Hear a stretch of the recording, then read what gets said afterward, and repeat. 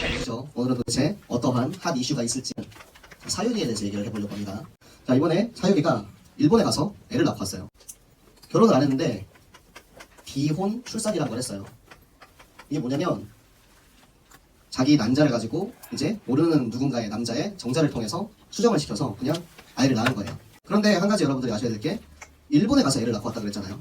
일본 사람이라서 일본에 가서 애를 낳은 게 아니고 한국에서는 법적으로 부부가 아닌 사람들에게 시험관 아이를 이렇게 낳을 수 없도록 그렇게 법적으로 규제가 되고 있어요. 그러니까 일본에 가서 낳고 올 수밖에 없었던 거예요. 부부가 아닌데 내가 마음대로 아이를 낳고 싶으면 아이를 임신해서 낳을 수 있다라는 것은 하나님의 창조 원리에 위배되는 것입니다. 돕는 배필로 남자와 여자를 만드셨어요. 남자와 여자를 만드신 하나님의 창조 원리가 있는 거예요. 그래서 둘이 합해서 한 몸을 이루는 것을 부부라고 하고 그 부부의 결실이 이제 우리의 후손, 아이가 태어나는 겁니다. 그런데 부부가 아닌데도 아이를 낳을 수 있다는 것은 그거는 법적으로, 성경적으로 기준에 절대 맞지 않는 거예요. 여러분들이 정말로 속지 않기를 바라기 때문에 굳이 어려운 주제를 꺼냈습니다. 여러분 나이 때 잘못된 게 들어가면 그게 평생 간단 말이에요. 혹시나 여러분들 나이 때 혹은 더 어렸을 때 아 그래 아이를 낳고 싶으면 시험관 아이를 해서 낳으면 되는구나. 왜냐면 이게 또 논란이 돼가지고 왜 법적으로 규제를 하느냐 충분히 낳을 수 있도록 해줘야 되지 않느냐 라는 그런 의견들이 나와요. 여러분들이 사회적인 것들을 보고 영적인 눈으로 바라보면서 그 세상의 사람들의 말에 속지 않고 기준으로 여러분들이 볼 수 있어야 됩니다. 점점 이 세상이 이 사회가 이렇게 하나님의 말씀을 모르는 끝을 향해서 달려가고 있습니다. 이럴 때일수록 여러분들이 말씀의 기준 위에 굳게 서지 못하면 다 속을 수밖에 없어요. 다 딸려갈 수밖에 없어요. 그래서 우리가 말씀을 듣는 것이고 예배를 드리는 것이고 예배 속에서 하나님의 말씀이 어떻게 내 안에 굳건한 반석으로 기준으로 세워지는지 여러분들이 오늘도 확인하고 확신하고 돌아가는 시간 되시길 바랍니다. 요셉은 하나님과 함께하는 사람이었습니다. 하나님과 함께해서 하나님이 요셉을 범사에 형통하게 하셨다고 그렇게 말씀하고 계십니다. 요셉이 어디에 가서 무엇을 했느냐가 중요한 게 아니고 요셉이 누구와 함께 했느냐가 중요한 거예요.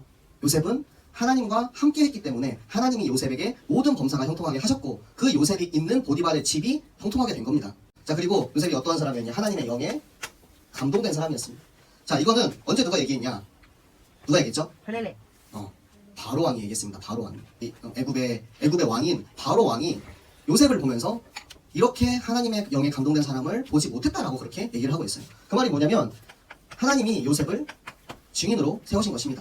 여러분이 내가 어디에 있든 무엇을 하든 증인으로 세워져야 합니다. 여러분을 증인으로 하나님 보내신 거예요. 여러분이 있는 그 세상 속에 있는 학교와 직장과 가정과 그 모든 현장에 하나님이 나를 증인으로 보내셔서 아 진짜 이 랩런트를 보니까 이 친구를 보니까 와 얘는 뭔가 다르다. 얘는 어떻게 이렇게 늘 평안하고 행복하며 늘 그렇게 축복을 받으면서 할 수 있을까? 하나님이 나와 함께하는 형통함을 누릴 때 하나님의 영에 감동된 랩런트로 그 현장에 증인으로 세워져 있을 때 하나님께서는 여러분을 통해서 여러분 현장에 전도운동이 일어나게 하실 것입니다. 그게 진짜 살아있는 전도운동이에요. 내가 가서 말을 잘하는 것보다 나의 삶의 모습, 내가 증인되어서 하나님을 정말로 사랑하고 하나님이 나와 함께 하심을 확인하는 그런 삶의 모습을 통해서 진짜 살아있는 전도운동이 일어나게 되실 줄 믿습니다. 그래서 우리가 어떠한 축복들을 받았는지 함께 보도록 하겠습니다. 유다에게 가장 중요한 키워드는 화목입니다. 하나님과 인간 사이를 화목하게 하고 사람과 사람 사이를 화목하게 하는 그 그리스도의 축복, 그 화목의 축복이 우리에게까지 이어진 거예요. 자, 헤브론은 뭐냐면 교회예요. 우리 새생명 교회에 하나님께서 이어가게 하신 그 언약의 주인공이 바로 여러분들입니다. 우리 장로님들, 우리 권사님들, 그리고 우리 아버지 어머니들을 통해서 하나님께서 새생명 교회를 세우셨고 목사님과 장로님과 권사님들 그리고 랩런트들 우리 모두가 응답받은 그것이 새생명 교회의 응답이에요. 그게 헤브론의 축복이고 우리가 지금 그 축복을 받아서 여기까지 인도받아 왔고 또 앞으로 이어나갈 이 새생명교회 이후에 우리가 인도받을 25년의 비전 그것이 바로 여러분들의 비전입니다. 아멘. 여러분들이 이 갈렙의 충성된 모습 절대적인 믿음 하나님이 나에게 말씀을 주신다면 나는 그 말씀을 100% 순종하고 따르겠습니다 라고 얘기할 수 있는 그런 충성된 일꾼이 되시기 바랍니다. 내가 정말로 아무리 힘든 상황이 있을지라도 하나님이 나를 하나님의 계획 속에 하나님의 언약 속에 하나님의 절대적인 주권 속에 나를 그 땅에 보내셨기 때문에 내가 그 언약을 붙잡은 내 꿈이 내 안에 있었어요. 여러분들은 어떤 꿈을 갖고 계십니까? 내가 가지고 있는 그 꿈이 내 생각과 내 의도와 내 목적, 내 동기가 가득한 꿈인지 아니면 하나님께서 나에게 주시는 꿈인지 하나님이 원하시는 꿈을 꾸는 랩런트는 그 꿈이 100% 이루어질 수밖에 없습니다. 나에게 주신 나의 축복은 하나님의 말씀 속에서 나옵니다. 하나님의 말씀, 성경에 사실은 다 나와 있어요. 말씀에 답이 있고 성경에 답이 있는데 우리가 지금 그것을 찾는 훈련을 하고 있는 겁니다.